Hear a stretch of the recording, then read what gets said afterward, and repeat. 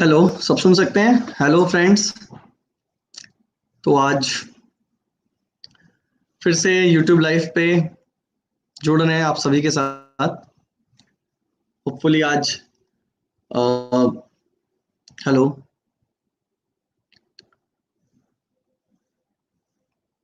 आ रही है आवाज सबको?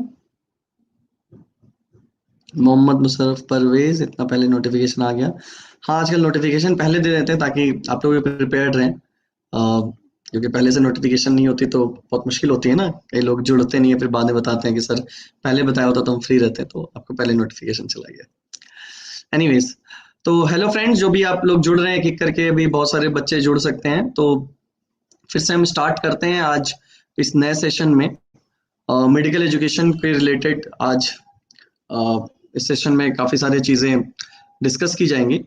आज का सेशन में थोड़ा सा यूनिवर्सिटी सिलेक्शन के लिए जो पैरामीटर्स होते हैं उस पे फोकस करेंगे, क्योंकि सब बोल रहे हैं सर, आप हमेशा बता रहे हैं कि एमबीबीएस अब्रॉड में ये कंट्री पे ज्यादा फोकस करें, उस कंट्री में फोकस करें, तो सिलेक्शन के समय ध्यान किस बातों का रख रहे हैं आप? मतलब अगर स्टूडेंट्स किस बातों का ध्यान रख करके यूनिवर्सिटी का सिलेक्शन करते हैं या करना चाहिए, तो इसका आंसर बहुत ही सिंपल है। अगर दिमाग लगाया जाए तो जिस सब पॉइंट्स और जिन सब क्राइटेरिया को देख करके आप जब क्लास 10 से पास करते हैं, स्कूल का सिलेक्शन करते हैं या फिर कोचिंग का सिलेक्शन करते हैं या फिर इंडिया में कॉलेजेस का सिलेक्शन करते हैं, ये सारी क्राइटेरिया है जिसके बेसिस पे आपको, उन्हीं क्राइटेरिया के बेसिस पे आपको सिलेक्शन करना है मेडिकल कॉलेज का जब आप अब्रॉड सेलेक्ट करते हैं। क्योंकि ऐसा नहीं कि इंडिया में सिलेक्शन के लिए क्राइटेरियाज अलग होते हैं और अब्रॉड के लिए अलग होते हैं। हाँ, अब्रॉड की यूनिवर्सिटीज में कुछ पॉइंट्स चेंज होते हैं, क्योंकि इंडिया में अगर आप पढ़ रहे हैं तो आपको नया लैंग्वेज नहीं सीखना है, कल्चर के साथ नहीं एडजस्ट करना है, फूड के साथ नहीं एडजस्ट करना है, तो कहीं ना कहीं ये सब चीजें थोड़ी बहुत इग्नोर हो जाती है। लेकिन जब आप दूसरे कंट्री में जाते हैं तो हमको इन सब चीजों का भी ध्यान रखना पड़ता है। कंट्री का लैंग्वेज, मीडियम ऑफ इंस्ट्रक्शन, ये सारे चीज बहुत मैटर करने लगते हैं ओवर द टाइम। तो आप जब अब्रॉड के लिए सिलेक्ट कर रहे हैं तो आपको मैं कुछ पॉइंट्स बताऊंगा, और आज हम कुछ क्वेश्चंस भी लेंगे। हमारे कुछ कॉलर्स हैं जिन्होंने हमारे जो टेली कॉलर्स हैं और जो हमारे कंसल्ट हैं, हमारे जो काउंसलर्स हैं, उन लोगों ने कई सारे बच्चों से बात किया। उन सारे बच्चों के क्वेश्चंस को हम लोग जिस्ट में लेंगे, और आज मैं उनको कोशिश करूंगा आज ऐड करके उनको मैं डायरेक्ट आंसर करूं, ताकि बच्चों के क्वेश्चन जो बच्चे खुद नहीं पूछ पा रहे हैं या फोन पे पूछ रहे हैं, लाइव में नहीं पूछ पा रहे हैं, उनके थ्रू मैं वो आंसर्स कर सकूं। तो फॉर द टाइम बिंग मैं आपको कुछ 5 पॉइंट्स पे फोकस करने बोलूंगा। जब भी आप किसी कंट्री का सिलेक्शन करते हैं एजुकेशन के लिए, उस कंट्री में क्या क्या आपको ध्यान देना चाहिए? पहली बात, कंट्री का सेफ्टी इंडेक्स आज के जमाने पेरेंट्स के लिए बहुत मैटर करता है। तो सेफ्टी भी, जो बहुत सारी चीजें हैं, सेफ्टी एक मेंटल चीज हो जाती है आज के जमाने में। क्या किसने सुना है वो सेफ्टी बन गई है। लेकिन एक्चुअल किसी कंट्री का सेफ्टी इंडेक्स आप देखना चाहते हैं, गूगल पे आपको नंबियो बोल के एक वेबसाइट है, या सेफ्टी इंडेक्स विकिपीडिया पे, इससे आपको कंट्री की सेफ्टी का आइडिया हो जाता है। कई कंट्री जो हमें सुनने में लगती है कि अरे नहीं ये तो सेफ नहीं होगी, वो ज्यादा सेफ है। और कई कंट्री जो सुनने में लगती है कि भाई ये तो यूरोपियन कंट्री है, लेकिन वहां पर सेफ्टी और ज्यादा खराब है। क्योंकि सेफ्टी में सिर्फ ये मैटर नहीं करता कि आप क्या सुन रहे हैं, इसमें ये भी मैटर करता है कि डे टू डे लाइफ में लाइफ कितना सेफ है, थेफ्ट कितना कम है, फीमेल सेफ्टी कितनी इंपॉर्टेंट है। ये सारी चीजें मैटर करता है। ये आप मतलब सिर्फ सुनी सुनाई बातों पे नहीं जा सकते यहाँ। इसके लिए आपको एक्चुअल जो डिफरेंट डिफरेंट ऑर्गेनाइजेशन है जो इस पे रिसर्च करके उस पे इंफॉर्मेशन देते हैं, उसको आपको सर्च करना चाहिए। तो सेफ्टी इंडेक्स वहां से आप जज कर सकते हैं। दूसरा है न्यू लैंग्वेज। देखिए, बहुत सारे लोग बताते हैं कि भाई नया लैंग्वेज सीखना क्या है, 2-4 महीने में सीख लोगे। तो आपको मैं एकदम खुल के वैसे काउंसलर्स को बोलना चाहूंगा कि अगर न्यू लैंग्वेज सीखना इतना इजी है, और अगर नया लैंग्वेज मैटर नहीं करता, नॉलेज मैटर करता, लैंग्वेज ऑफ मैटर नहीं करता, अगर उस लैंग्वेज में और इस लैंग्वेज में नॉलेज मैटर नहीं करता, तो सेम यूनिवर्सिटी के अंदर अगर आप इंग्लिश में, जैसे बहुत सारे रशिया की यूनिवर्सिटीज हैं या चाइना में भी, जब चाइनीज मीडियम का कुछ कॉलेजेस पढ़ाते हैं, वहां पर फीस ऑलमोस्ट हाफ होती है इंग्लिश मीडियम से। इंग्लिश मीडियम में 3 टाइम्स 4 टाइम्स हाई होती है लोकल लैंग्वेज की इंस्ट्रक्शन से। तो अगर कोई मैटर ही नहीं करता लैंग्वेज, एक नया लैंग्वेज सीखना मैटर नहीं करता, कोर्स में नया लैंग्वेज का मैटर मैंने लैंग्वेज में इंस्ट्रक्शन मैटर नहीं करता, तो फिर कोर्स फीस इतने डिफरेंस कैसे आ जाती है? अगर कोई चीज प्योर इंग्लिश में पढ़ाई जाए तो उसकी फीस इतनी डिफरेंट इतनी ज्यादा, और कोई फीस कोई कोर्स अगर बाइलिंगुअल में हो या फिर लोकल लैंग्वेज में उसकी फीस इतने कम क्यों? क्योंकि नए लैंग्वेज का मतलब ये होता है, लैंग्वेज सीखने से ये होता है कि नया लैंग्वेज सीखना इतना आसान नहीं है। और अगर इतना आसान है तो मैं तो आपको मैं बोलूंगा जो भी बच्चे पढ़ने जा रहे हैं, पहले आप उस लैंग्वेज के टीचर खोजिए, हमें मत खोजिए। हम तो एजुकेशन कंसल्टेंट्स हैं, हमें तो आप बाद में खोजिए। पहले आप जिस कंट्री को दिमाग में रख लें कि मैं इसी कंट्री में जाऊंगा, अब वहां पर एक लैंग्वेज, उस कंट्री के लैंग्वेज के टीचर को खोजिए और उस टीचर से पूछिए सर मुझे ये लैंग्वेज आप कितने दिन में सिखा दोगे? और सिखाने के साथ साथ मैं एग्जाम भी पास करना चाहता हूँ, मतलब मैं लिखना भी सीखना चाहता हूँ, मैं बोलना भी सीखना चाहता हूँ, मैं पढ़ना भी सीखना चाहता हूँ। लैंग्वेज सीखने के कई चीजें होती हैं, जैसे मैंने भी बहुत सारे लैंग्वेज सीखे जो सुनते सुनते सीख ली। आप एक स्टेट से दूसरे स्टेट में जाते हैं, 4 फ्रेंड बनते हैं उस स्टेट के आपके। आप साउथ में जाते हैं, आपको कन्नड़ आ जाती है, तेलुगु आ जाता है, तमिल आ जाता है, वो बोलते बोलते डे टू डे लाइफ में सीख लेते हैं। लेकिन उसी सब्जेक्ट उसी लैंग्वेज का आपको अगर एग्जाम देना हो जाए तब आपको एक्चुअल समझ में आता है। और लैंग्वेज अगर मैटर नहीं करता, आज मैं आपको शेयर करूंगा यहाँ पर। मैंने गवर्नमेंट में आरटीआई फाइल की थी। आरटीआई फाइल करके मैंने निकाला था कि किस टॉप 5 कंट्रीज जहां जहां से एमसीआई और एफएमजी पासिंग परसेंटेज सबसे हाईएस्ट हो। तो ये 5 कंट्री जब मैंने निकाली, उसमें सारे के सारे कंट्री वही थी जिसमें English is the medium of instruction. भले ही वो फिलीपींस हो, भले ही वो नेपाल हो, भले ही वो आपका मॉरिशस हो, भले ही बांग्लादेश हो, और कुछ सेंट्रल अमेरिकन कंट्री, इन सबके एमसीआई पासिंग रेट हाईएस्ट है। एक कंट्री हो सकती थी फ्लूक में, 2 हो सकता था कि टॉप 5 कंट्री जिसके एमसीआई पासिंग रेट हाईएस्ट है इन द ईयर 2012 टू 17। मैंने आरटीआई करके इन्फॉर्मेशन निकाला है। अगर किसी को कोई डाउट हो आप मुझे मैसेज करिए, मैं आरटीआई की बात कर रहा हूँ, मतलब गवर्नमेंट से इन्फॉर्मेशन, मैं अपनी बनी बनाई बात पे नहीं कर रहा हूँ। पासिंग परसेंटेज ओवरऑल फिर भी कम है, 35% 40% है, लेकिन वैसे जो so called big university high class universities के तो 15% है, 12% है पासिंग परसेंटेज। ये कहीं ना कहीं लैंग्वेज ऑफ इंस्ट्रक्शन मैटर करता है।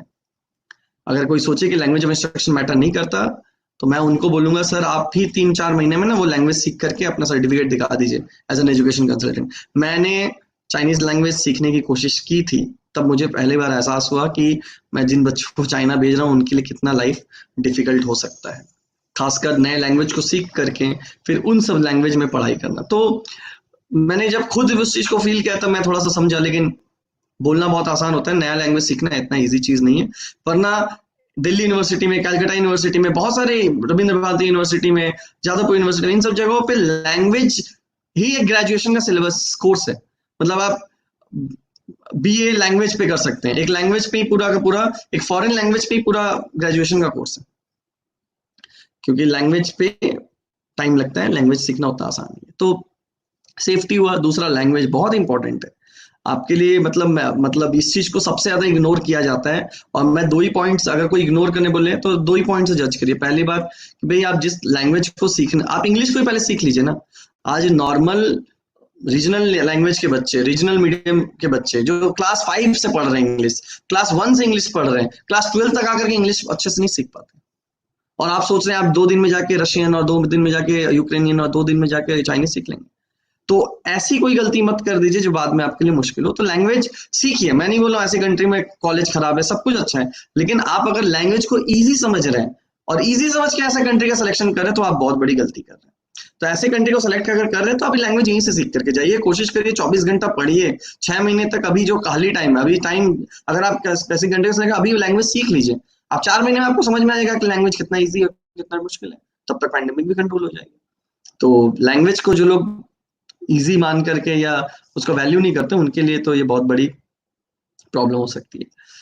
तो सेफ्टी हुआ, लैंग्वेज हुआ। थर्ड सबसे बड़ा इंपॉर्टेंट चीज है प्रैक्टिकल। मेडिकल एजुकेशन में इंफ्रास्ट्रक्चर का मतलब होता क्या एक्चुअल में? सब बोलते हैं मेडिकल एजुकेशन में इस कॉलेज का बहुत अच्छा इंफ्रास्ट्रक्चर, इस कॉलेज का बहुत अच्छा इंफ्रास्ट्रक्चर, यहाँ के सब कुछ बहुत अच्छी है, देखने में बहुत अच्छा है। देखिए इंफ्रास्ट्रक्चर का मीनिंग क्या है मेडिकल एजुकेशन में?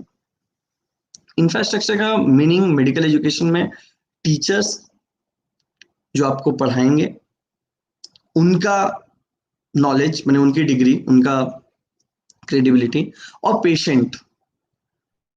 मेडिकल एजुकेशन में इंफ्रास्ट्रक्चर अगर मैटर नहीं करता, मतलब अगर ये दो चीज मैटर नहीं करता, तो इंडिया में हर मेडिकल कॉलेज ऐसे ही खुल जाते हैं, ऐसे ही भर भर करके मेडिकल कॉलेज खुले रहते हैं विदाउट एनी प्रॉपर इंफ्रास्ट्रक्चर।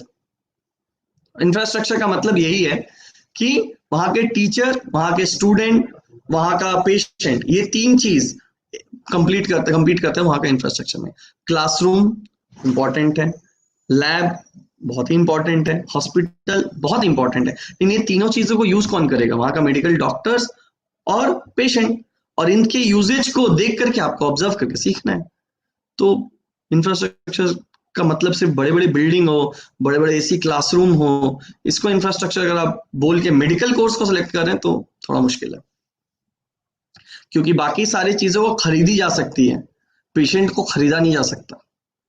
आप चाहेंगे मेरे हॉस्पिटल में आज ऑर्थोपेडिक का क्लास करवाएंगे बच्चों को, तो आप पेशेंट खरीद के लाके नहीं सिखा सकते, आपके पास पेशेंट होने चाहिए। और यही रीजन है कि इंडिया में भी हर साल कई कॉलेज डिलिस्ट होती है, क्योंकि उनका पेशेंट फ्लो अच्छा नहीं है। तो ये हुआ तीसरा इंपॉर्टेंट पॉइंट कि भाई इंफ्रास्ट्रक्चर वहां का अच्छा हो, तो इंफ्रास्ट्रक्चर का लैंग्वेज डिफिनेशन भी अच्छा हो। चौथा, इंफ्रास्ट्रक्चर से रिलेटेड टीचर स्टूडेंट रेशियो। बहुत सारे अब्रॉड के यूनिवर्सिटीज में मुझे एक सबसे बड़ा प्रॉब्लम है कि उनके पास अनलिमिटेड सीट है, कोई कंट्रोल नहीं। एक मेडिकल कॉलेज में जितने बच्चे चाहे उतने ले। मैं पूछता हूँ कि भाई आप बताइए कितनी सीट ले सकते हैं? 500 बच्चे हाईएस्ट, 600? नहीं सर, आप मेरे तो 5 साल का है, 5 साल में इतने बच्चे ले सकते हैं, वो 5 साल का कॉन्ट्रैक्ट, हम 1 साल में उतने बच्चे ले सकते हैं। तो उनके पास जितना हॉस्टल है का कैपेसिटी है उतना उनके पास मेडिकल कैपेसिटी है। अगर हॉस्टल कैपेसिटी बढ़ जाए तो कॉलेज के सीट भी बढ़ जाएंगे। तो मतलब टीचर का कोई मैटर नहीं करता, टीचर स्टूडेंट रेशियो कोई मैटर नहीं करता। इंडिया में तो ये सबसे इंपॉर्टेंट चीज है। आज अच्छे अच्छे कॉलेज डिलिस्ट इसलिए हो जा रहे हैं क्योंकि वहां पर टीचर नहीं पहुंच रहे, टीचर नहीं है, प्रॉपर टीचर नहीं होगा तो आपको पढ़ाएगा कौन? आप क्या सेल्फ स्टडी के बेसिस पे पूरा का पूरा डॉक्टर बन जाएंगे? तो फिर तो कॉम्प्लिकेटेड हो जाएगी। तो और लास्ट, टीचर स्टूडेंट रेशियो के अलावा लास्ट जो सबसे इंपॉर्टेंट पॉइंट है, जो मैं इस पे फोकस करूंगा, आप जब मेडिकल एजुकेशन पढ़ने जा रहे हैं तो आपका सेल्फ स्टडी, ये कोई किसी भी कंट्री में जाइए, यहाँ पर ही आ जाता है कंट्री फिर जब मैटर है। अगर आप सेल्फ स्टडी को फोकस नहीं करते तो मेडिकल एजुकेशन आपके लिए नहीं। तो इन सारे पॉइंट्स को कंसिडर करना बहुत इंपॉर्टेंट है। तो इन 5 पॉइंट्स पे अगर फोकस रहे कॉलेज सिलेक्शन के समय, यूनिवर्सिटी सिलेक्शन के समय, आप पहले देखिए वो कंट्री का सेफ्टी इंडेक्स कैसा है, सेफ है कि नहीं, वो सब चीजें देखिए। सेफ्टी के साथ, सेफ्टी का मतलब उस कंट्री के साथ रिलेशन भी देखना पड़ेगा। बहुत सारी कंट्री बहुत सेफ है लेकिन इंडिया के साथ रिलेशन अच्छी अभी नहीं है, तो वहां का टीचर जबरदस्ती फेल कर देंगे या एक रेसिज्म आएगी, तो ये भी एक इश्यूज आ जाती है। वो कोई भी कंट्री हो, मैं किसी कंट्री का नाम नहीं लूंगा, लेकिन किसी कंट्री के साथ अगर अभी रिलेशन अच्छा नहीं है तो आज वो टीचर्स वहां पर, कल वो टीचर्स अगर वहां पर लोकल टीचर हैं, वो इसलिए आप रेसिज्म के बेसिस पे आपको फेल कर देंगे, तो आपको कौन बचाने आएगा? बोल मतलब होना नहीं चाहिए, लेकिन इंडिविजुअल कैपेसिटी पे कोई भी कुछ कर सकता है। तो सेफ्टी हुआ। दूसरा मैंने जब बताया कि language of instruction, language of instruction definition भी मैंने दिया। इंफ्रास्ट्रक्चर के लिए आप क्या करेंगे, जिस भी यूनिवर्सिटी का आपका एडमिशन के लिए जो भी कंसल्टेंट या यूनिवर्सिटी में आप डायरेक्ट अप्रोच करें, उनको बोलिए भाई मुझे वहां का प्रोस्पेक्टस दीजिए। इंडिया में जब किसी कॉलेज या यूनिवर्सिटी में एडमिशन लेते हैं तो वहां का प्रोस्पेक्टस देखते हैं। उस प्रोस्पेक्टस में आपको मिल जाता है कि भाई क्या क्या सब्जेक्ट हैं, कैसे कैसे पढ़ाया जाएगा, उसमें टीचर्स कितने सारे हैं, एवरी डिपार्टमेंट में क्या कैसे कैसे टीचर हैं, उनका एक्स्ट्रा करिकुलर एक्टिविटीज क्या है, तो ये सब प्रोस्पेक्टस में लिखा रहता है। ये प्रोस्पेक्टस आप मांगिए उससे, कॉलेज का प्रोस्पेक्टस में ही आपको सब कुछ दिख जाएगा। और last but not the least कि खुद से सेल्फ स्टडी बहुत इंपॉर्टेंट। डिजीज पैटर्न, ये सब चीजें तो इंपॉर्टेंट हैं ही, ये सब मैंने बार बार हर वीडियो में मैंने बताया कि भाई डिजीज पैटर्न के बिना आप प्रॉपरली सर्च नहीं कर सकते। Sir Ukraine versus China, which is good? देखिए चाइना अच्छा है, यूक्रेन भी अच्छा है, आप कौन सी यूनिवर्सिटी सेलेक्ट करते हैं दोनों में इम्पोर्टेंट है। चाइना अभी मैं प्रेफर नहीं करूंगा क्योंकि चाइना के साथ इंडिया के रिलेशन अभी बहुत ही बिलो, मतलब 50 साल में सबसे खराब रिलेशन चल रहा है। और जैसे हमारे यहाँ पर है बॉयकॉट चाइना, वहां पर भी बॉयकॉट इंडिया अगर हो गया और आप पढ़ने जाते हैं और आपको बॉयकॉट कर दिया गया तो आप फेल हो जाएंगे। तो मुझे नहीं पता, रिलेशन को सेटल होने में टाइम लगेगा। जब तक थोड़ा सा रिलेशन स्मूथ नहीं हो जाए, एटलीस्ट टॉप लेवल के गवर्नमेंट की अच्छी मीटिंग नहीं हो जाए, दो चार कम्युनिकेशन नहीं हो जाए, चाइना को मैं प्रेफर नहीं करूंगा फॉर द टाइम बिंग। और चाइना में भी बहुत अच्छे अच्छे इंफ्रास्ट्रक्चर वाली यूनिवर्सिटी है, कुछ यूनिवर्सिटीज अच्छी है, कुछ यूनिवर्सिटीज जो नॉर्थ साइड में है, जो काफी वहाँ का टेम्परेचर क्लाइमेट अलग है, वहाँ मैं उतना प्रेफर नहीं करता। लेकिन ओवरऑल यूनिवर्सिटी का इंफ्रास्ट्रक्चर अच्छा है, लेकिन घूम फिर करके आपको नया लैंग्वेज सीखना पड़ता है। तो अगर नया लैंग्वेज आप चाइनीज, अगर चाइना को आप प्रेफर करते हो तो अभी से चाइनीज लैंग्वेज सीखने लगे। और यूक्रेन काफी अच्छा है, यूक्रेन के साथ इंडिया के रिलेशन भी अभी काफी अच्छे हैं। यूक्रेन के जो लवीव है आपका, जो फार वेस्ट में है, फार वेस्ट जो ईस्टर्न पार्ट ऑफ ईस्टर्न मैंने Ukraine is not safe. Western side जो पोलैंड और सबके साथ बॉर्डर लगता है, वहाँ का यूनिवर्सिटीज को आप फोकस करिए, लवीव को करिए, इवानो भी काफी अच्छी यूनिवर्सिटीज हैं। लेकिन अब आप किसके माध्यम से जाते हैं, ये भी बहुत इंपॉर्टेंट करता है। देखिए, यूक्रेन और चाइना, इन दोनों जगह में यूनिवर्सिटीज जो है ना, टोटली कंसल्टेंट्स के द्वारा कंट्रोल होती है। मतलब आपको पास कराना और फेल कराना भी उनके हाथ में होता है। ये चीजें हैं, मतलब ये यही रीजन है कि हम थोड़ा सा मतलब डरते हैं कि आपको यूक्रेन की किसी पर्टिकुलर यूनिवर्सिटी में भेजते हैं, कहीं ना कहीं वहां पर जो रहते हैं, मतलब जो वहां पर मास्टर एजेंट हो, वो इंडियन हो चाहे वहां के लोकल हो, उनके साथ रिलेशन प्रॉपर मेंटेन करना बहुत इंपॉर्टेंट हो जाता है। कहीं ना कहीं यूनिवर्सिटी भी क्या पढ़ाएगी ये डिपेंड करता है उनके कंसल्टेंट्स पे। वहां पर यहाँ से इंडिया से टीचर जाके क्लासेस करवाते हैं, सारे वहाँ कंसल्टेंट कंट्रोल करते हैं। तो यूक्रेन में फिर भी बेटर मैं फील करता हूँ यूक्रेन का, इसलिए पासिंग परसेंटेज काफी हाई है। आप लवीव ट्राई कर लीजिए, अब इवानो भी काफी अच्छा ही है। ये दो जगह पर मैं प्रेफर कर लूंगा। विनित्सा भी ठीक ही है, थोड़ा सा रिमोट एरिया में। तो ये इन सब यूनिवर्सिटीज का आप सिलेक्शन कर सकते हैं। तो और कोई अगर क्वेश्चन नहीं हो तो मैं इनवाइट करूंगा मम्पी कर्माकर को। उन्होंने काफी सारे बच्चों से बात किया है ऑलरेडी, और बच्चों के काफी सारे क्वेश्चंस आए हैं। तो लेट्स, मम्पी ज्वाइन कर चुकी हैं। Hello Mampi. Hello sir. Hello sir. हाँ, तो बहुत सारे बच्चों के साथ आपकी बात हुई होगी। तो उनके कई सारे क्वेश्चंस रहते हैं कि तो सारे बच्चे तो यहाँ पर खुल के लाइव यूट्यूब लाइव में आ नहीं पाते। बहुत सारे बच्चे हमारा ये लाइव वीडियोस को बाद में रिकॉर्डेड में देखते हैं। तो मैं चाहूंगा कि आप उन बच्चों के बिहाफ में जो क्वेश्चंस आपके मन में है, वो सारे क्वेश्चन आप हमसे पूछें, और मैं कोशिश करूंगा उनका आंसर मैं दे पाऊं। तो उन बच्चों के बिहाफ में आप अपने क्वेश्चन पूछें। जी। फर्स्ट ऑफ ऑल, जो क्वेश्चन आपका इस सिचुएशन में है, हर स्टूडेंट और उसका पेरेंट्स यही कह सकते हैं कि जी इस सिचुएशन में अब्रॉड कितना सेफ है, कोविड-19 के सिचुएशन में कितना सेफ है, क्यों अब्रॉड? हाँ, तो कोविड-19 अभी एक ग्लोबल मैंने एक वर्ल्ड वाइड सब जगह फैला हुआ है डिजीज है। Just a minute. तो कोविड-19 वर्ल्ड वाइड पूरा चारों तरफ फैला हुआ है, और इस समय सेफ्टी जो है किसी पर्टिकुलर कंट्री के हिसाब से नहीं है। मतलब ऐसा नहीं है कि किसी कंट्री में कोरोना के केसेस अभी कम हो, जैसे कई लोग बोले जॉर्जिया में कोरोना के केसेस कम है तो वो सेफ है, तो वहां चले जाते हैं। तो ऐसा नहीं कि आप भाग सकते हैं। इंडिया में भी वैसे बहुत सारे जगह हैं जहां पर कोरोना केसेस ऑलमोस्ट जीरो थे कुछ महीने क्या, कुछ दिनों पहले तक। लेकिन जब वहां पर स्टार्ट हुआ तो वहां भी स्प्रेड हो गया। तो ऐसा नहीं है कि कोई जगह, कोई कंट्री अब्रॉड में सेफ है। हर कंट्री में अभी पैंडेमिक चल रही है, और हमें इसके साथ या तो जीना सीखना पड़ेगा, या तो इसकी वैक्सीन आनी पड़ेगी, या तो इसका कुछ मेडिसिन आना पड़ेगा। और उसके साथ, क्योंकि अभी इंडिया ही सबसे ज्यादा सेफ नहीं है, तो क्या हम अब्रॉड भाग जाए सारे? तो ये लॉजिक मैटर नहीं करता है। अब्रॉड में अभी हर जगह ही कोई ना कोई इशू है, और कोरोना का कंट्रोल जब तक नहीं होता, हम नहीं बोलेंगे कि बच्चे अभी के अभी चले जाएं। हाँ, नॉलेज अभी हम लोग सिर्फ चाहते हैं कि बच्चों तक वो राइट नॉलेज पहुंचे, और ये सारे वेबिनार्स और कॉलिंग और ये सब कुछ करने का रीजन यही है कि हम बच्चों तक वो इन्फॉर्मेशन प्रोवाइड करें। हो सकता है इस बार जो एडमिशन विंडो होता है ना, मतलब नॉर्मली हमारे एग्जाम कंप्लीट होते हैं मई में, जून में रिजल्ट आते हैं, तो जुलाई, अगस्त, सितंबर, अक्टूबर, नवंबर, दिसंबर तक कई यूनिवर्सिटीज में आपका एडमिशन का टाइम चलता है। तो बच्चों के पास 6 महीना रहता है बैठ करके जज करने का। लेकिन अभी वो शायद हो सकता है कोरोना की कुछ वैक्सीन आ जाए, या फिर थोड़ा सा डिजीज को कंट्रोल करने के लिए कुछ मेडिसिन या प्रॉपर ट्रीटमेंट आ जाए, तो उसके बाद वापस सारे यूनिवर्सिटीज, कॉलेज सब स्टार्ट हो इंडिया में भी। और इंडिया में स्टार्ट होंगे तभी अब्रॉड का भी सोच सकते हैं। तो अगर उस समय ऐसा होता है तो बहुत ही कम टाइम फ्रेम मिलेगा बच्चों का एडमिशन के लिए और गाइडेंस के लिए। इसलिए अभी से हम लोग ये सारे गाइडेंस और एडमिशन का काम कर रहे हैं प्रॉपर तरीके से, ताकि बच्चों को अभी से अपने रिसर्च करने को मिले। अभी पैंडेमिक के समय मैं खुद नहीं बोलूंगा कि आप किसी कंट्री में अभी चले जाइए अपने घर वालों को छोड़ के, क्योंकि अभी खुद उन सारे कंट्री से, जो भी कंट्री हो, मैं जिसको प्रेफर करता हूँ या मैं जिसको थोड़ा कम प्रेफर करता हूँ, सारे कंट्री से अभी बच्चे लौटे हैं वंदे भारत के तहत।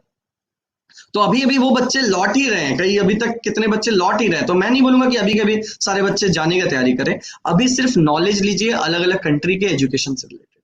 तो पैंडेमिक के साथ पैंडेमिक रहते हुए आप अब्रॉड जाकर के पढ़ाई का नहीं सोच सकते, ये बात तो सच है।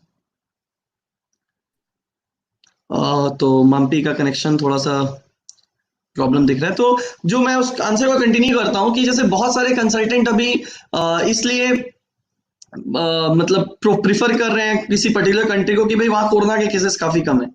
तो ऐसा ये कोई लॉजिक नहीं है कि आपका कोरोना के केस अगर कहीं पर कम है तो आप उस कंट्री में चले जाइए। अरे आज कम है, कल तो बढ़ सकते हैं ना।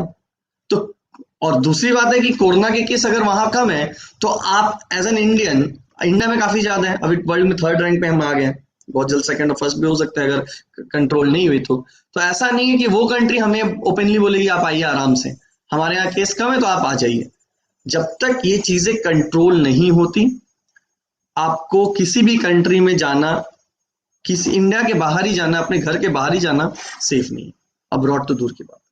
तो मैं ये जितने भी स्ट्रीमिंग कर रहा हूँ या वीडियो कर रहा हूँ, एडमिशन अभी हाथों हाथ आप ले लीजिए, पैंडेमिक रहते हुए आप एडमिशन कर लीजिए, ये मेरा टारगेट है भी नहीं। हमारा सिर्फ इंफॉर्मेशन स्प्रेड करना टारगेट है। तो जो भी पेरेंट्स, जो भी स्टूडेंट कोरोना के समय अब्रॉड कितना सेफ रहेगा ये क्वेश्चन ले रहे हैं, तो कोरोना के समय अब्रॉड एक्चुअली सेफ नहीं है। अब्रॉड क्या, इंडिया भी सेफ नहीं है, आपका घर मोहल्ला सेफ नहीं है, आपका इलाका सेफ नहीं है, आप कंटेनमेंट जोन में जाते हैं वो सेफ नहीं है, तो आप कैसे कंट्रोल करेंगे। तो इस ऐसा मत सोचिए कि किसी पर्टिकुलर कंट्री में आप अगर भाग जाएंगे तो वहां पर सब ठीक हो जाएगा। तो जब तक ये थोड़े से कंट्रोल नहीं होता है, गवर्नमेंट भी बहुत बार लॉकडाउन कर रही है, अभी अनलॉक कर रही है, फिर अभी कल वेस्ट बंगाल गवर्नमेंट ने फिर कल से कुछ कंटेनमेंट जोन में स्ट्रिक्ट लॉकडाउन इम्पोज किया। तो ये चीज तो चलती रहेंगी, जब तक ये चलती रहेंगी तब तक हमें उनके साथ जीना सीखना पड़ेगा, और इस बीच में हमें उस हिसाब से ही सारे अपने प्लानिंग करने पड़ेंगे। तो अभी सिर्फ फोकस करिए कि आप जिस भी कंट्री में जाएंगे आफ्टर पैंडेमिक या पैंडेमिक के साथ रहते हुए, उस समय हम किन बातों का ध्यान रखेंगे, एजुकेशन, क्योंकि एजुकेशन मैटर करता है। अब कहीं पर कोरोना नहीं है तो आप इसलिए थोड़ी ना चले जाएंगे, भले वहां पढ़ाई भी अच्छी नहीं हो, लेकिन कोरोना तो नहीं है, बाहर में गया पढ़ाई, ये तो रीजन नहीं हो सकता। पढ़ाई भी उतनी मैटर करती है जितना बाकी सब चीजों के साथ। तो चलिए, माम्पी शायद फिर से कनेक्ट हो रही है, तो माम्पी को हम फिर से कनेक्शन में लेंगे और दूसरे क्वेश्चन पूछेंगे। माम्पी, अगर आप कनेक्ट होते हैं तो कनेक्ट कर किया जाए माम्पी को, और फिर पहले क्वेश्चन का मैंने होपफुली आंसर दिया है, तो बच्चों के अगर कोई और भी क्वेश्चन हो जो हमारे साथ कनेक्टेड है, आप लिख सकते हैं। तो माम्पी मैंने क्लियरली बताया, हाँ हाँ, हेलो माम्पी, आ रही है आवाज? तो मैंने क्लियरली बताया कि अभी पैंडेमिक के समय कोई भी कंट्री में जाना अभी उतना सही नहीं है, लेकिन प्लानिंग करने में कोई हर्ज नहीं है किसी भी कंट्री का। किसी कंट्री में कोरोना कम है ये उसका कंट्री में पढ़ने का क्राइटेरिया नहीं होना चाहिए। तो मेरा सेकंड क्वेश्चन है, स्टूडेंट ये अभी पूछ रही हैं क्या कौन सा कंट्री बेस्ट होगा अब्रॉड एडमिशन के लिए? ये क्वेश्चन भी काफी आती है थ्रू आउट, मतलब last time YouTube live videos में भी मैंने काफी बार पूछा गया कि आपके हिसाब से सर बेस्ट कंट्री क्या है। देखिए, मैंने अभी आपसे जुड़ने से पहले कुछ क्राइटेरियाज मेंशन किए थे कि मेडिकल एजुकेशन में कई सारे क्राइटेरिया होती है जिसके बेसिस पे आप किसी कंट्री को सिलेक्ट करते हैं, और कोई कंट्री बेस्ट या वर्स्ट नहीं होता है। हर कंट्री के अच्छे कॉलेज होते हैं, इंडिया में भी बेस्ट कॉलेज है, और इंडिया के कुछ ऐसे कॉलेज है जो इस साल खुलते हैं अगले साल बंद हो जाते हैं, तो दोनों ही इंडिया है। तो कॉलेज में सिलेक्शन इंपॉर्टेंट है। कॉलेज का सिलेक्शन या यूनिवर्सिटी का सिलेक्शन करने के लिए क्राइटेरियाज देखने पड़ते हैं कि आपका फ्यूचर प्लान क्या है। अगर किसी का फ्यूचर प्लान है इंडिया में वापस आना, और इंडिया में वापस आकर के एज ए डॉक्टर प्रैक्टिस करना या एमडी का एग्जाम देना, तो अगर ये मेजर क्राइटेरिया हो जाती है तो उनको ऐसी कंट्री में जाना चाहिए जहां का education pattern, disease pattern, quality of life, ये सारी चीजें इंडिया से मैच करे। क्योंकि आप इंडिया में भी देखेंगे, इंडिया में भी अच्छे से अच्छे doctor rural parts of India में प्रैक्टिस करके बनते हैं। तो उस हिसाब से मैं वैसी कंट्री को प्रीफर करता हूँ जहां का पॉपुलेशन हाई हो, डिजीज पैटर्न इंडिया से मैच करे, और सिलेबस बुक्स इंडिया से मैच करे, ताकि वो वापस बच्चा आए तो इजिली हमसे ही पास कर पाए। लेकिन अगर किसी का टारगेट हो कि भी हमको उसके बाद यूएस असेंबली का प्रिपरेशन करना है, वहां उसी कंट्री में रहते हुए मुझे प्लैब का प्रिपरेशन करना है या यूरोप की तरफ मूव करना है, कंट्री बने वापस इंडिया नहीं आना है, तो वो यूक्रेन, फिलीपींस, इन सब कंट्री या फिर सेंट्रल अमेरिका को भी फोकस कर सकते हैं, क्योंकि फिर वहां का एजुकेशन पैटर्न वहां के हिसाब से मैच करता है, तो वहां पर उनको एक एडवांटेज, एक्स्ट्रा एडवांटेज मिलता है for preparation of US assembly. तो यूएस असेंबली या फिर वहां के जैसे यूक्रेन में बच्चे जाते हैं तो क्रॉक का एग्जाम है, आईफॉर्म का एग्जाम है, तो वो सब एग्जाम का पैटर्न थोड़ा बहुत यूएस असेंबली से मैच करता है, वहां से इजी रहता है यूएस असेंबली का एग्जाम क्रैक करना। तो फ्यूचर में अगर किसी को यूएस असेंबली प्लैब या फिर वहां सेटल होना है तो वो सब चीजें ज्यादा बेटर है, लेकिन इंडिया वापस आना है तो डेफिनेटली आप इंडियन डिजीज पैटर्न का एजुकेशन और इंडियन बुक्स पढ़ते हैं तो एफएमजी पास होना ज्यादा ईजी है। और ये सिर्फ मैं बोल नहीं रहा हूँ, देखिए आपने अगर एमसीआई का पासिंग परसेंटेज देखा होगा, मैं लास्ट में शेयर कर दूंगा अपने लिंक में इस वीडियो के, जो बच्चे बाद में वीडियो देखेंगे, MCI passing percentage by default in सब कंट्री की हाईएस्ट है। नेपाल की बोल लीजिए, मॉरिशस की बोल लीजिए, बांग्लादेश की बोल लीजिए, तो ये सब कंट्री के क्यों है? क्योंकि वहां के बुक्स इंडियन बुक यूज होते हैं, कोई नया लैंग्वेज पे आपको फोकस नहीं करना पड़ता, क्योंकि आप नए कंट्री में जाते हैं नया लैंग्वेज सीखना पड़ता है। आप अगर नया लैंग्वेज सीखना नहीं चाहते तो आपके लिए तो बहुत मुश्किल होती है ना ये सारी कंट्री। तो कंट्री सिलेक्शन बेस्ट उसी हिसाब से हो कि आपका क्राइटेरिया क्या। अगर आप नया लैंग्वेज सीखना आपके लिए कोई बड़ी चीज नहीं है तो आप सीख के जा रहे हैं, तो मेरे ख्याल से तो हर कंट्री ऑलमोस्ट इक्वल हो जाती है। और disease pattern match, future plan आपका क्या, उसके हिसाब से आप सेलेक्ट करिए कंट्री का डिजीज पैटर्न कैसा हो। ये सब चीजें किंतु मैटर करती हैं। और ये मैटर क्यों करते हैं? आप किसी भी डॉक्टर, आप जाइए ना, आपका फैमिली डॉक्टर, आप उसी से पूछिए ना, भाई आप सर डॉक्टर जो बने, आपने अपने मेडिकल एजुकेशन के समय आपको क्या लगता है बहुत इंपॉर्टेंट था? वो बोलेंगे भाई actual medical education 3rd 4th 5th year में होती है, जब आपका पेशेंट इंटरेक्शन शुरू होता है। उससे पहले तो आप सिर्फ थ्योरी पढ़ते हैं, और थ्योरी तो शायद वीडियो लेक्चर से भी पढ़ी जा सकती है, और कुछ प्रैक्टिकल तो चाहिए होता है, लेकिन प्लास्टिक बॉडी वाली प्रैक्टिकल से आप अच्छे डॉक्टर नहीं बन पाते। तो ये मैटर करता है। तो और क्या कौन कोई नेक्स्ट क्वेश्चन? और क्वेश्चन हो तो मिडिल क्लास फैमिली क्या क्या अफोर्ड कर सकते हैं अब्रॉड के लिए जो फीस होता है? हाँ, तो देखिए मिडिल क्लास फैमिली के लिए ही एमबीबीएस अब्रॉड का ऑप्शन है। ये अपर क्लास और लोअर क्लास दोनों के लिए नहीं है, क्योंकि देखिए अपर क्लास के पास अगर 80-90 लाख 1 करोड़ रुपए है तो वो अब्रॉड की तरफ बच्चे को नहीं भेजते। वो सोचते हैं भाई 80-90 लाख रुपए हमारे पास है, हम अपने इंडिया में करा लेंगे प्राइवेट कॉलेज में, और डोनेशन देके हो या जो भी नीट के बेसिस पे हो। और जो नीचे की तरफ है वो तो सोचते हैं डॉक्टर बनना बहुत बड़ी बात है, उनको अगर बनना है तो पैसे के बेसिस पे नहीं हो पाएगा, उनको या तो टॉप रैंक लाइए या गवर्नमेंट कॉलेज में एडमिशन। जो मिडिल क्लास है ना, उनके पास ना ऊपर जाने का ऑप्शन रहता है ना नीचे आने का, क्योंकि वो अगर थोड़ा कंपटीशन में 4-5 क्वेश्चन छूट गया उनका तो वो सीधा गवर्नमेंट कॉलेज नहीं मिल पाता। अब उनको मिलता है प्राइवेट कॉलेज, अब पैसे नहीं है इसलिए प्राइवेट कॉलेज नहीं जा पा रहे। तो ऐसे पेरेंट्स के लिए या ऐसे फैमिली के लिए एमबीबीएस अब्रॉड का ऑप्शन है, क्योंकि ऐसी फैमिली को गवर्नमेंट भी सपोर्ट कर रही है। 20 लाख तक का लोन अवेलेबल है अगर ओवरसीज एमबीबीएस एजुकेशन के लिए बच्चा पढ़ना चाहे। अब्रॉड पढ़ने के लिए अप टू 20 लाख तक का गवर्नमेंट से लोन मिलता है। तो मिडिल क्लास फैमिली के लिए ही सबसे इंपॉर्टेंट है अब्रॉड को सेलेक्ट करना। इसमें और भी है कि भाई देखिए 25 लाख तक टोटल खर्च होता है वही 5 इयर्स में। अगर मिडिल क्लास फैमिली अगर थोड़ा सेविंग करके रखी है फर्स्ट ईयर में 4, 5, 7 या 8 लाख तक अगर अफोर्ड कर पा रही है, 5 लाख भी अफोर्ड कर पाए तो कुछ कंट्रीज हैं, और 10 लाख तक भी अफोर्ड कर रही है तो डिफरेंटली डिफरेंट कंट्री है। तो ऐसे कंट्रीज का सिलेक्शन आप करिए जिसमें आप अफोर्ड कर पा रहे हैं, और उसके बाद 5 साल तक आप फीस दे सकते हैं। तो मिडिल क्लास के लिए यही सबसे बड़ा एडवांटेज है कि भाई आपका फीस डिस्ट्रीब्यूशन जो 25 लाख हो या 22 लाख हो या 30 लाख हो, जिस भी कॉलेज में जाते हैं जिस भी कंट्री में, ये 5 साल में आपको देना है, ना कि एक साथ देना है। और अगर वो भी आप अफोर्ड नहीं कर सकते, आप बैंक से लोन ले सकते हैं अप टू सम अमाउंट तक। तो लोन आपको मिलता है, उसके लिए कोई कोलैटरल भी नहीं चाहिए। इन 20 लाख तक का लोन चाहिए तो आपको या फ्लैट हो या जमीन हो या कुछ एक तो गिरवी रखना पड़ता है, कोलैटरल देना पड़ता है। तो एटलीस्ट अपर मिडिल क्लास तो इजिली अफोर्ड कर पाते हैं, लेकिन इवन मिडिल क्लास भी अफोर्ड कर पाते हैं। और इतने बच्चों को हमने भेजा है जो बहुत ही तबके से आते हैं, लेकिन जस्ट उनके बच्चे घर से पेरेंट्स आते हैं उनके बच्चे डॉक्टर बने और वो इजिली अफोर्ड कर पाए, वहां से पढ़ के वापस आए और as a practising doctor society के लिए भी प्राउड कराते हैं, हमें भी प्राउड फील कराते हैं। तो मिडिल क्लास के लिए ही हम हैं। हमारा ओवरऑल टारगेट ये है कि मिडिल क्लास के लिए हम एजुकेशन प्रमोट कर सकें। ठीक है, ओके। और जो इंडिया में आके जो आपका नेक्स्ट एग्जाम होती है, तो नेक्स्ट एग्जाम क्या है ये सारी स्टूडेंट के पास क्लियर नहीं हो रही है। ये नेक्स्ट एग्जाम क्या है और कौन सा कंट्री में वो पासिंग परसेंटेज ज्यादा आपकी है? आवाज कट रही हेलो है, एक बार हेलो क्वेश्चन।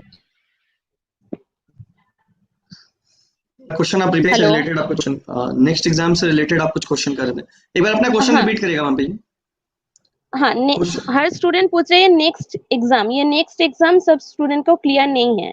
और सेकंड क्वेश्चन है, नेक्स्ट एग्जाम जो होती है वो सिर्फ अब्रॉड के लिए एप्लीकेबल है या इंडिया में जो स्टूडेंट है उसको भी देना पड़ता है? देखिए, नेक्स्ट एग्जाम जो है नेशनल एग्जिट टेस्ट, ये जो एफएमजी एग्जाम अभी चल रही है इसी को नेक्स्ट एग्जाम बनाया गया है। तो नेक्स्ट एग्जाम बहुत ही इंपॉर्टेंट एग्जाम है, वो सारे बच्चों के लिए जो अब्रॉड से पढ़ के लौटेंगे और उन बच्चों के लिए भी जो अभी इंडिया में एडमिशन लेंगे, क्योंकि गवर्नमेंट ने ऑलरेडी ये क्लियर कर दिया कि 2023 से यानी और 3 साल बाद अगर चीजें कोई लास्ट मोमेंट चेंजेस नहीं है तो 2023 से सारे बच्चे इंडिया में मेडिकल पढ़ें चाहे अब्रॉड से मेडिकल पढ़ें, अगर वो कंप्लीट करते हैं एजुकेशन और उनको रजिस्ट्रेशन टू प्रैक्टिस चाहिए तो उन्हें ये नेक्स्ट एग्जाम पास करना पड़ेगा और इसके पासिंग के बेसिस पे ही उनका पीजी का भी सिलेक्शन होगा और लाइसेंस टू प्रैक्टिस मिलेगा। तो अब ये जो क्राइटेरिया थी जो पहले सिर्फ फॉरेन मेडिकल ग्रेजुएट एग्जाम, अब ये चीज ऑलमोस्ट खत्म है, तो 3 साल और चलेगी। अब ये सारे बच्चों के लिए हो गई, इंडिया के बच्चे हो चाहे अब्रॉड से पढ़ के आए हो, सबको अगर लाइसेंस चाहिए प्रैक्टिस करने के लिए तो ये नेक्स्ट एग्जाम पास। और ये नेक्स्ट एग्जाम होता है, अगर डिटेल में जाते हैं ये नेक्स्ट एग्जाम इको हो रही है मेरी आवाज, हेलो तो अभी भी मेरी आवाज इको हो रही है कुछ।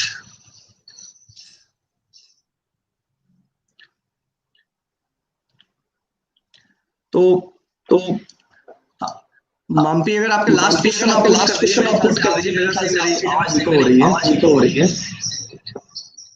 मैं दोनों का आंसर एक साथ कर दूंगा फिर। हेलो। हाँ, इसके अलावा आपके जो क्वेश्चन है एफएमजी के अलावा आप वो एक बार पूछ लीजिए, क्योंकि मेरी आवाज इको हो रही है तो मेरे ख्याल से तो डिस्कनेक्ट करना पड़ेगा। एफएमजी के अलावा और एक क्वेश्चन है, हर एक कंट्री में कोर्स ड्यूरेशन कितना है? एक एक कंट्री में, जो बांग्लादेश में हम लोग जानते हैं 5.5 साल के, और रशिया, यूक्रेन एंड इजिप्ट, सब कंट्री का क्या एक ही कोर्स ड्यूरेशन होता है या अलग अलग होती हैं?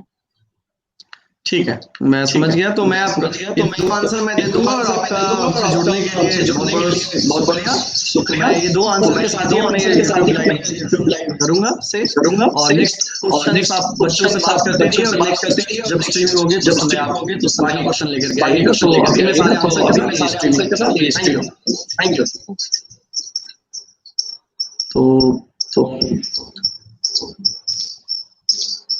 हेलो इको भी चल रही है आवाज का। चलिए इको होने दीजिए, मैं फोकस करता हूं इस चीज पे कि दो क्वेश्चन उन्होंने पूछा कि एफएमजी एग्जाम या नेक्स्ट एग्जाम के बारे में। तो नेक्स्ट एग्जाम का मैं खुल के बताता हूँ। नेक्स्ट एग्जाम अभी सब बच्चों को देना पड़ेगा 2023 से, तो नेक्स्ट एग्जाम मैटर करेगा, लेकिन सबके लिए मैटर करेगा। तो यही बहुत बड़ा रीजन है कि नेक्स्ट एग्जाम आने के बाद से आपको ये ऐसी कंट्री को सिलेक्शन और करना चाहिए जहां पर सिलेबस इंडिया से मैच करे। क्यों? क्योंकि नेक्स्ट एग्जाम में क्या पूछी जाएगी, क्योंकि यहाँ पर अब इंडिया के बच्चे भी एग्जाम देंगे, सिर्फ अब्रॉड से आए बने। यहाँ का पूरा क्वेश्चन जो होगा नेक्स्ट का वो इंडियन एजुकेशन के हिसाब से होगा, इंडियन सिलेबस के हिसाब से होगा, इंडियन डिजीज पैटर्न के हिसाब से होगा। तो आपको ये तीनों चीज कितनी मैटर करती है अब आपको ये आइडिया हो जाएगा नेक्स्ट एग्जाम से।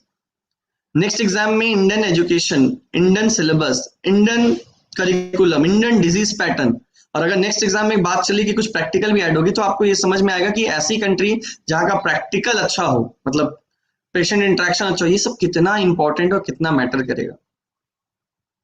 तो नेक्स्ट एग्जाम का प्रिपरेशन 19 सब्जेक्ट्स पे होता है। ये 19 सब्जेक्ट्स की लिस्ट अगर आप मैं बोलेंगे तो मैं आप मेल आईडी दीजिए, मैं भेज दूंगा। ये 19 सब्जेक्ट जिस कंट्री में पढ़ाई जाएगी वहां से अगर आप पढ़ के आते हो तो इजीली आपका नेक्स्ट एग्जाम इजी क्लियर होगा। तो नेक्स्ट एग्जाम बहुत बड़ा एग्जाम नहीं है, ये वैसे ही है कि आप हिस्ट्री पढ़ के अगर ज्योग्राफी का एग्जाम देंगे तो आप फेल कर जाएंगे।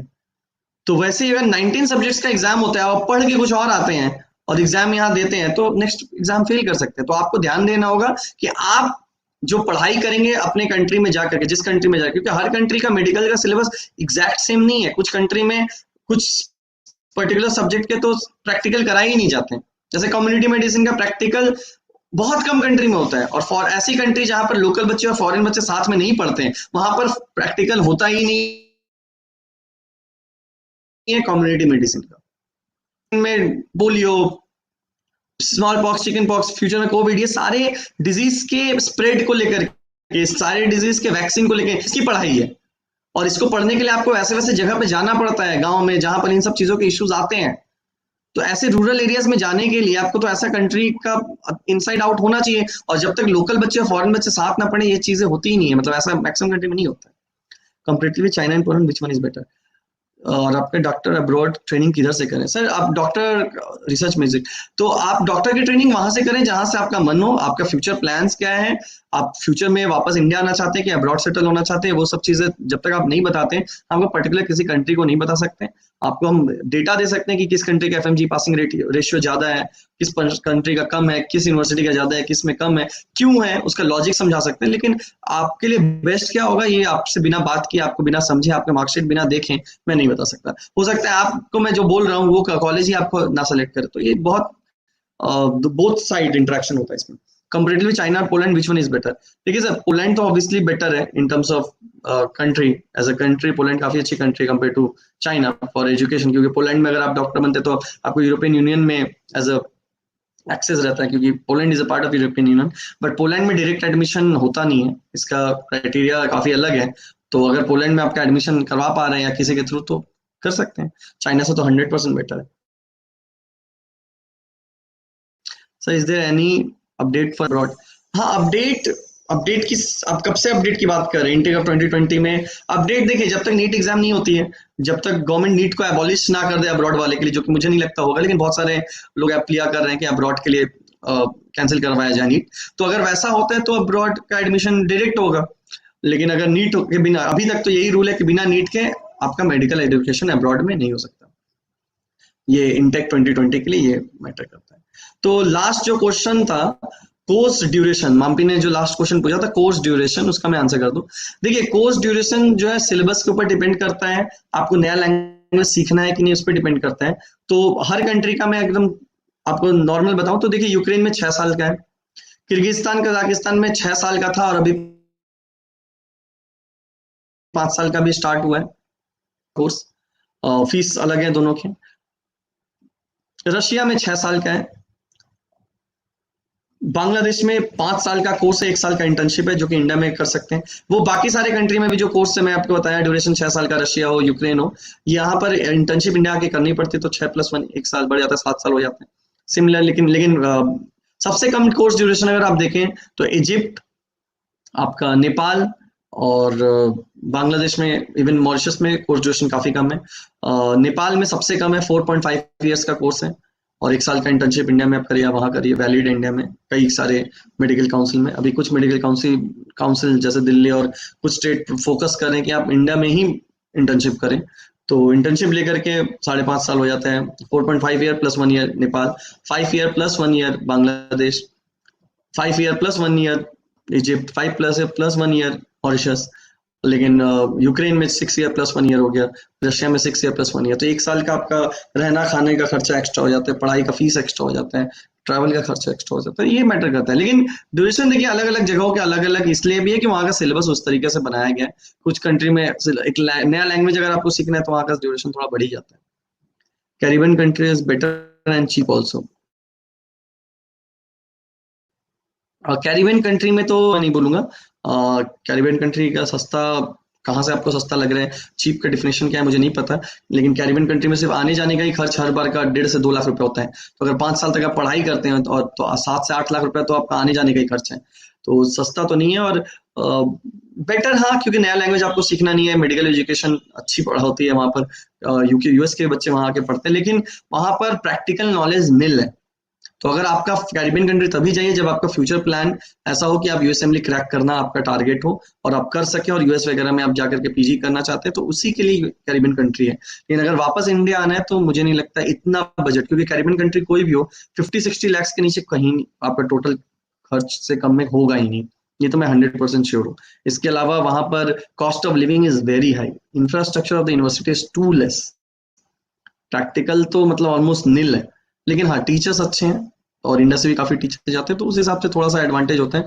बट इन जनरल अगर इंडिया वापस आना है तो प्रैक्टिकल नॉलेज एग्रीमेंट कंट्री का कुछ नहीं, वो सब सिर्फ outsourced country for medical education for US वाले के लिए, तो वो पढ़ के वापस यूएस जा पाते हैं तो उनके लिए अच्छा है। लेकिन हमारे बच्चे अगर यूएस नहीं जा पाए अभी नए वीजा नॉर्म्स के हिसाब से या जो भी क्राइटेरिया, तो फिर उनके लिए अच्छा नहीं। इजिप्ट का बजट कितना है? इजिप्ट का बजट आपका ऑलमोस्ट 32 लाख इंडियन रुपीज से पड़ जाते हैं। फर्स्ट ईयर में अराउंड 8 to 9 लाख पड़ते हैं और बाकी आपको 5 ईयर्स में ब्रेकअप में आ जाते हैं।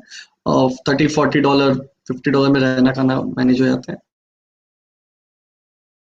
तो डिटेल्स आप मिल आएगा।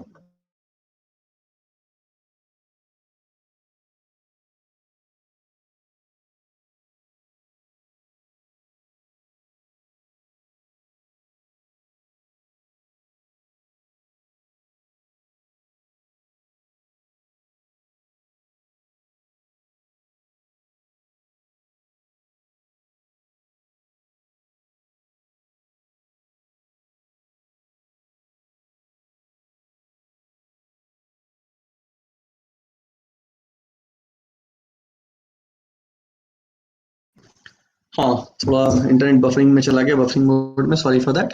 तो हाँ फिलीपींस का समीर जी ने फोन किया, मैसेज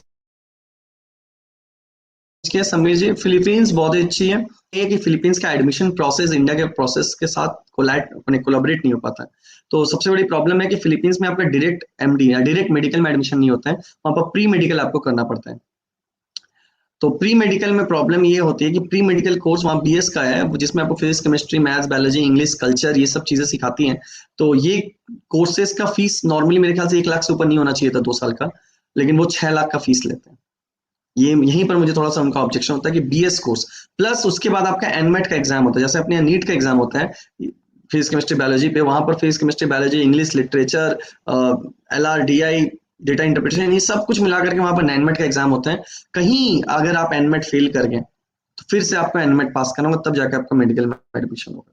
तो फिलीपींस का सबसे बड़ा, जैसे यहाँ पर नीट के बिना आप मेडिकल में एडमिशन नहीं ले सकते हैं, अब आप नीट पास करिए फिर वहां जाइए, फिर वहां पर 2 साल 3 साल बीएस कोर्स करिए, फिर एनमेट दीजिए। अगर आपका एनमेट नहीं निकला तो आपका जो बीएस कोर्स किया उसका फीस पूरा बर्बाद। और 6 साल का कोर्स पड़ता है, 2 साल का बीएस कोर्स, कई लोग यहाँ 1.5 साल 1 साल बोल के मैनेज करते, लेकिन झूठ है वो। 2 साल का, क्योंकि लॉजिक यहाँ पर आप इंडियन एम्बेसी वेबसाइट पे जाएंगे, लॉजिक ये है जैसे हमारे यहाँ 10+2 होता है फिर मेडिकल एडमिशन होता है, वहाँ 10+4 पढ़ना है फिर एडमिशन होता है मेडिकल में 4 साल का। तो वहाँ 10+4 का मतलब हमने 10+2 यहाँ पर किया है 12 का, प्लस 2 साल वहां पढ़िए बीएस कोर्स, तो 10+4 की इक्विवेलेंट हुआ, प्लस उसके बाद फिर जाकर के मेडिकल एडमिशन। तो 2 साल पढ़िए, खुदा न खास्ता आपका एडमिट एग्जाम पास नहीं हुआ, क्लियर नहीं हुआ, तो आपका वो बर्बाद हुआ। और दूसरी बात है कि सब फिलीपींस में भर भर के बीएस कोर्स में बच्चे एडमिशन ले रहे हैं, भर भर के, मतलब लिमिट नहीं है, बीएस में वो 500 बच्चे ले रहे हैं। और प्रॉब्लम यह 500 बच्चे अगर एडमिट पास करके उनके पास सिर्फ 85 सीट है, तो एक कंफ्यूजन है। तो अगर आपको फिलीपींस जाना है, मैं आपको सजेस्ट करूंगा आप यहाँ इंडिया से अपना बीएससी कर लीजिए, BSc zoology, BSc botany, biology. तो बीएससी अपने ग्रेजुएशन +2 ऑप्शन हो गया। और यहाँ पर मैक्सिमम ग्रेजुएशन में खर्चा कितना होगा गवर्नमेंट में अगर करेंगे तो 40-50 हजार के आसपास, और अगर प्राइवेट 1 लाख के अंदर ऑप्शन कंप्लीट हो जाएगा। इंडिया में रहते रहने खाने का भी खर्च ज्यादा नहीं, घर बैठे रहिए खाइए, तब तक पढ़ाई भी करिए और अपना बीएससी कंप्लीट करिए, 1 साल आपका एक्स्ट्रा पड़ा। अब बीएससी के बाद आप सीधा एनमेट का एग्जाम दीजिए। अब अगर एनमेट आपका क्लियर हुआ तो आप एमडी में जाएंगे, तो आपका जो 6 लाख 7 लाख लग गया बीएस को भी आप कंफ्यूज है आपका होगा कि नहीं, ये डिलेमा से आवाज बच जाएंगे। इस बीच आपका ग्रेजुएशन भी कंप्लीट है, वरना अगर सिर्फ बीएस वहां करते तो आपका वो भी खत्म, क्योंकि बीएस कोर्स का इंडिया में कोई वैल्यू नहीं, बीएस कोर्स का कोई मतलब ना वो ग्रेजुएशन है ना कुछ। तो इससे बेटर है कि अगर आप 1 साल का रिस्क ले रहे हैं, 6 साल का मेडिकल कर रहे हैं, 5 साल में भी बहुत जगह होते हैं, लेकिन आप फिर भी फिलीपींस को चूज करें 6 साल, तो आप 1 साल और रिस्क लीजिए ना, पैसा भी बचेंगे। 5 लाख रुपए 5 लाख रुपए 1 साल का कम नहीं होता, एटलीस्ट एज ए स्टूडेंट पढ़ाई में अगर डिफरेंस आ जाए तो इससे यहीं पर बीएससी करके जाइए और वहां जाके सीधा एनमेट एग्जाम दीजिए। एनमेट में कंप्लीट हो जाए तो 15 से 16 लाख में आपका पूरा फिलीपींस में मेडिकल कोर्स हो जाता है, रहना खाना सब मिला के 20 लाख के अंदर हो गया। वहां एनमेट का एग्जाम से पहले का दुनिया थोड़ा खतरनाक है, और मैक्सिमम कंसल्टेंट उसी कोर्स में एडमिशन कराने में ज्यादा इंटरेस्टेड है। आपका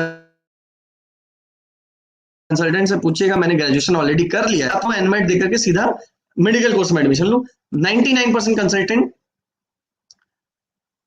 हाँ 99% कंसल्टेंट आपके एडमिशन में इंटरेस्ट ही नहीं दिखाएंगे, क्योंकि अगर आप मेडिकल में एडमिशन लेते हैं तो वहां पर कोई यहाँ कंसल्टेंट का मच रोल नहीं है, मेनली वहाँ बीएस कोर्स में के लिए एडमिशन कंसल्टेंट का मच रोल है। रशिया वर्सेस इजिप्ट, इजिप्ट और रशिया का कंपैरिजन काफी अलग होगा, क्योंकि इजिप्ट में 5 साल का कोर्स है, रशिया में 6 साल का कोर्स है। रशिया में आपको रशियन लैंग्वेज सीखनी पड़ती है, मैक्सिमम कॉलेजेस में रशियन लैंग्वेज में पूरा पढ़ाई होता है आफ्टर 3rd ईयर। इजिप्ट में थ्रू आउट इंग्लिश लैंग्वेज में पढ़ाई होती है, 1 साल भी बचता है आपका।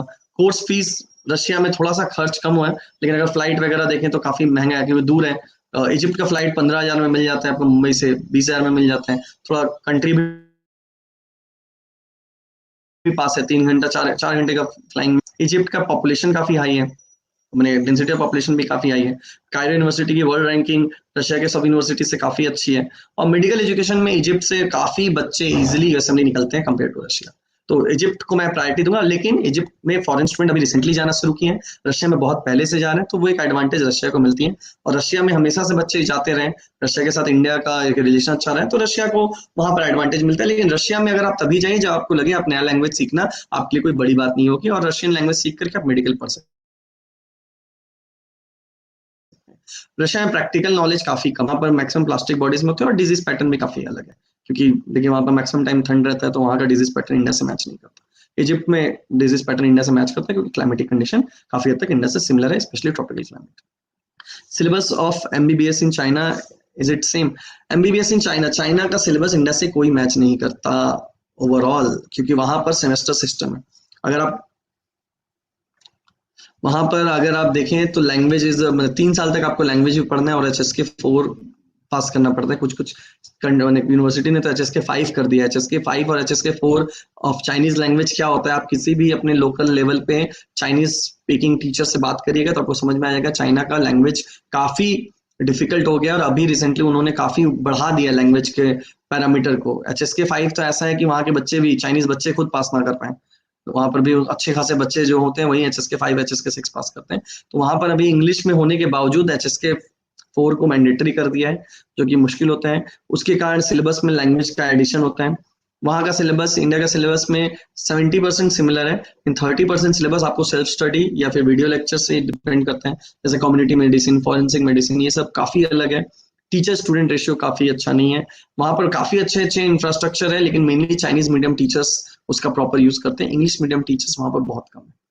तो इंग्लिश में पढ़ाने के लिए कुछ यूनिवर्सिटीज को ही अच्छे से परमिशन मिली है। सिर्फ 3000 सीट्स हैं पूरे ओवरऑल सबके लिए, तो उसमें इंडिया के बच्चे जाते हैं, 1500 से 2000 बच्चे जाते हैं। तो ठीक है, कॉलेज में साथ एडजस्ट हो जाते हैं, अच्छे टीचर है, अच्छा सब कुछ है, लेकिन सिलेबस अगर इंडिया से आप कंपेयर करें तो सिलेबस सिमिलर नहीं है। सिलेबस वहां का अलग है। वहां सेमेस्टर सिस्टम है, साल में 6 महीने का एक सेमेस्टर होता है, जिसमें 4 महीना पढ़ाई होता है, और उसके बाद 1.5 महीने की छुट्टी होती है, 15 दिन क्लास में जाते हैं। तो साल में अगर आप देखेंगे तो साल में घूम फिर के 7 से 8 महीना पढ़ाई होती है, और 4 महीने छुट्टी रहती है। वो एग्जाम लीव हो, समर लीव हो, न्यू ईयर लीव हो, विंटर लीव हो, अगर आप जोड़ें तो एक्चुअली।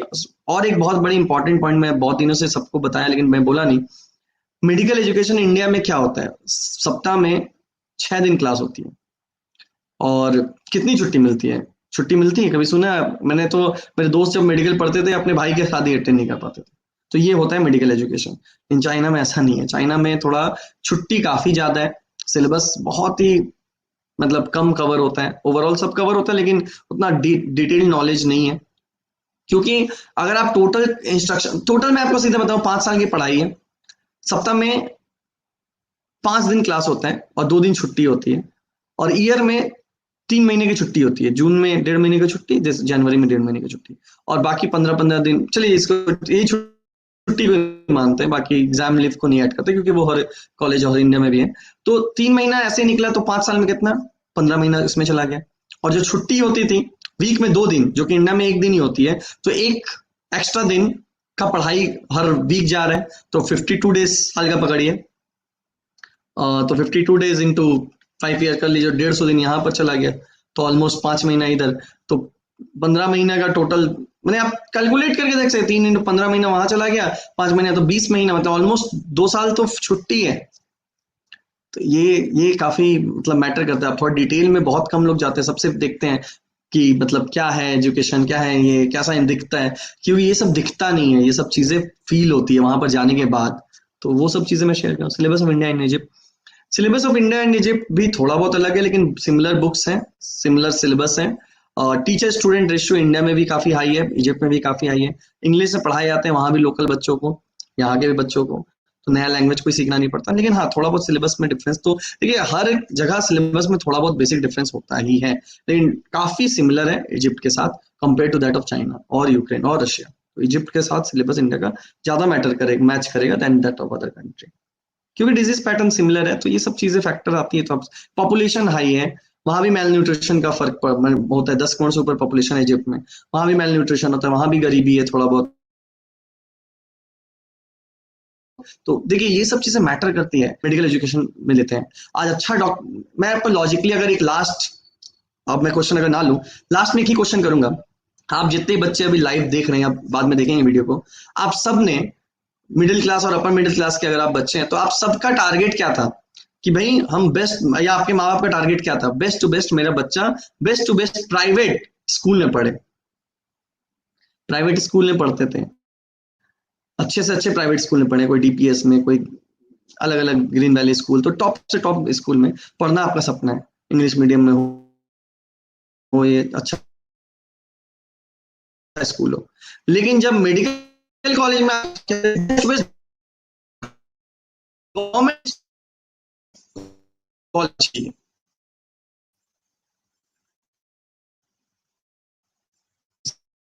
तो ये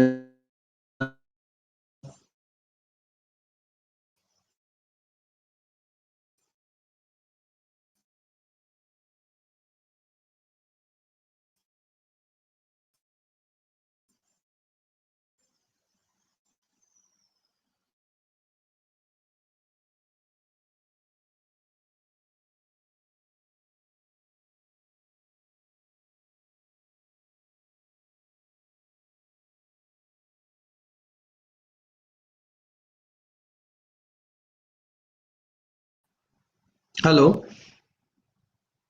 हेलो, हाँ, तो फिर से ब्रॉडकास्ट में प्रॉब्लम हो रहा था। तो मैं क्या बता रहा था कि स्कूल जब आप आपके माँ बाप सेलेक्ट करते हैं, आप सेलेक्ट करते हैं, आप best to best private school select करते हैं।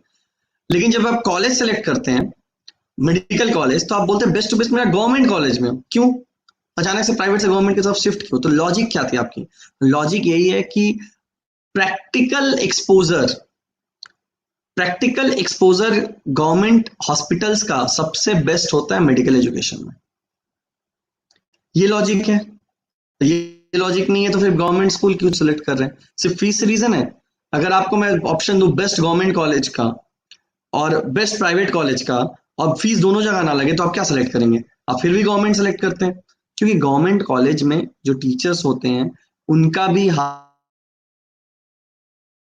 काफी सेट होते हैं ऐसे दिखाते समय। तो यहाँ का नॉलेज, मतलब ये सब चीजों का नॉलेज मैटर करता है। तो गवर्नमेंट हॉस्पिटल्स को आप सेलेक्ट करते हैं बेटर नॉलेज के लिए, बेटर एक्सपोजर के लिए। तो उसी तरीके से जब आप अब्रॉड सेलेक्ट करते हैं, तो आपको बेटर कंट्री चूज करना होगा जहां पर आपको प्रैक्टिकल एक्सपोजर बेटर मिले।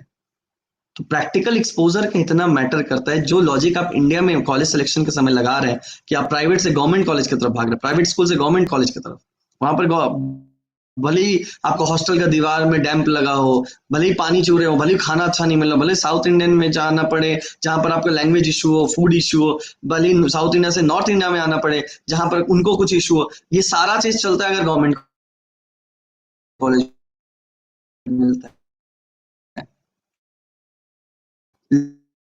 लॉजिक यही है। क्यों?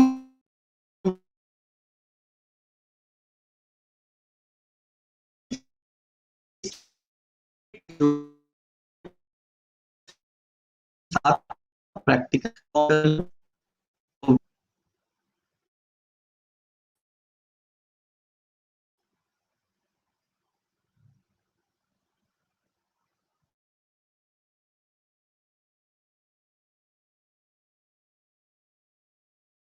चलिए, तो मेरे ख्याल से नेट का थोड़ा ज्यादा इशू हो रहा है इधर पर, तो मैं खत्म करूंगा अपना 2 मिनट में और बोल के कि गवर्नमेंट कॉलेज को सिलेक्शन की तरफ आपका मैक्सिमम लॉजिक होता है प्रैक्टिकल एक्सपोजर, क्योंकि गवर्नमेंट हॉस्पिटल्स में सबसे ज्यादा पेशेंट्स आते हैं जिनका फ्री ट्रीटमेंट मिलता है, और जब पेशेंट को फ्री ट्रीटमेंट मिलता है तो आप उस पे इंजेक्शन दे सकते हैं, उन पे 2-4 एक्सपेरिमेंट कर लेते हैं, वो आपको सू नहीं करता। लेकिन वही प्राइवेट हॉस्पिटल्स में आप एक गलत को एज ए डॉक्टर आपका डिग्री लेने वाले लोग वहां पर रहते हैं। तो देखिए ये बुरी चीज है, इसको इतने रॉ तरीके से मैं बता रहा हूँ, लेकिन लॉजिक यही है कि प्रैक्टिकल एक्सपोजर के लिए आप गवर्नमेंट कॉलेज जब सेलेक्ट करते हैं तो उसी प्रैक्टिकल एक्सपोजर के लिए आप ऐसी कंट्री सेलेक्ट करिए जहां पर आपको पेशेंट टच करना अलाउड हो, जहां का पॉपुलेशन हाई हो। आप कम पॉपुलेशन वाली जगह पर, मैं इंडिया का पॉपुलेशन देखिए, आसपास के बगल के कंट्री का पॉपुलेशन देखिए कितनी हाई है, डेंसिटी ऑफ पॉपुलेशन कितनी है, तो आप हॉस्पिटल में जाते हैं तो वहां पेशेंट मिलते हैं जिसपे आप वर्क कर सकते हैं, प्लस कोई रेसिज्म नहीं होता हो।